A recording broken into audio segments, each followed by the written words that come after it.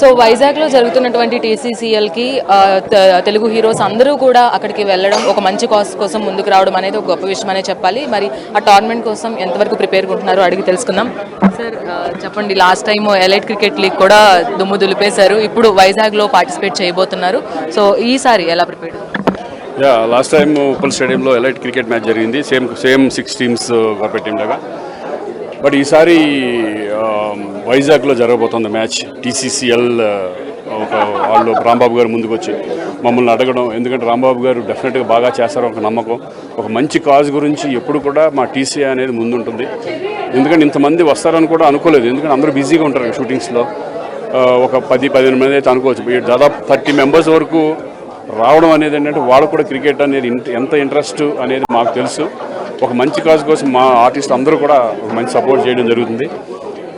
ఎందుకంటే ఒక 6 టీమ్స్, అలాగే టీవీ ఆర్టిస్టులు అందరూ కూడా దాంట్లో చాలా ఫేమస్ అయిన వాళ్ళు అందరూ కూడా దీంట్లో జాయిన్ అవ్వడం జరుగుతుంది. వాళ్ళకు 2 టీములు, మాదొక 2 టీములు, పోలీస్ డిపార్ట్మెంట్ ఒక టీము, అలాగే కార్పొరేట్ ఒక టీము.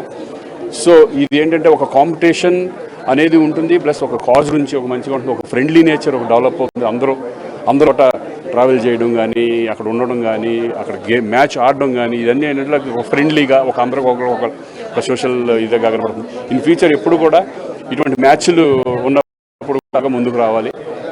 ఏపీ గవర్నమెంట్ నుంచి ఎంతవరకు సపోర్ట్ ఉంది? ఎందుకంటే లోకేష్ గారు ఆల్రెడీ సపోర్ట్ చేస్తున్నారని తెలిసింది, గంటా శ్రీనివాసరావు గారి ఎంతవరకు సపోర్ట్ ఇస్తారు? డెఫినెట్గా అండి, ఎందుకంటే ఎప్పుడు కూడా మొన్న ఇక్కడ మేము ఎలైట్ క్రికెట్ మ్యాచ్ ఉప్పల్లో జరిగినప్పుడు చాలామంది మినిస్టర్లు కానీ ఇక్కడ తెలంగాణ గవర్నమెంట్ నుంచి వచ్చారు.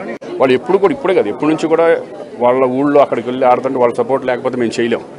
వాళ్ళ 100% పోలీస్ డిపార్ట్మెంట్ సపోర్ట్ కానీ, ఎమ్మెల్యేస్ ఎంపీస్ మెయిన్ వాళ్ళ సపోర్ట్ లేకపోతే అక్కడ మ్యాచే జరగదు. బట్ ఎప్పుడు కూడా వాళ్ళు ఎప్పుడు ఇబ్బంది, ఏ గవర్నమెంట్ మమ్మల్ని ఒక ఆట దానికి ఎప్పుడు కూడా ఇబ్బంది పెట్టలేదు. సో ఇలాగే ముందుకి వాళ్ళు ఎంకరేజ్ చేసుకుంటూ మేము కూడా ఆడుతూ వాళ్ళకు ఉపయోగపడేలాగా, మాకు ఉపయోగపడేలాగా ముందుకెళ్ళాలని నేను కోరుకుంటున్నాను. టాప్ ప్లేయర్స్ అందరూ మీ టీంలోనే ఉన్నారు, సో గట్టి పోటీ ఇచ్చే అవకాశం? అదేం లేదు, అందరూ ఒకటే, అందరూ బెస్ట్ టీం ఎవరిది. ఇప్పుడు పోలీస్ డిపార్ట్మెంట్ వాళ్ళది వెరీ స్ట్రాంగ్, కార్పొరేట్ స్ట్రాంగ్, అలాగే టీవీ అందరిది బాగుంటుంది. మ్యాచ్ సరదాగా ఎంజాయ్, క్రికెట్ గెలవాలి, మేము గెలిచేదానికంటే best. Thank you. So February 28 and అలాగే మార్చ్ 1న జరగబోతున్నటువంటి ఈ మ్యాచ్ ఏదైతే ఉందో వైజాగ్లో జరగబోతుంది. ఈ టోర్నమెంట్ అనేది ఖచ్చితంగా అందరూ కూడా ఎంజాయ్ చేసే విధంగా ఇది తీసుకువెళ్తామని శ్రీకాంత్ గారు చెప్తున్నారు. అలాగే చూసుకున్నట్లయితే ఇప్పటి వరకు కూడా ఒక మంచి కాజ్ కోసం టాలీవుడ్ హీరోస్ అందరూ కూడా ముందుకు రావడం జరిగింది.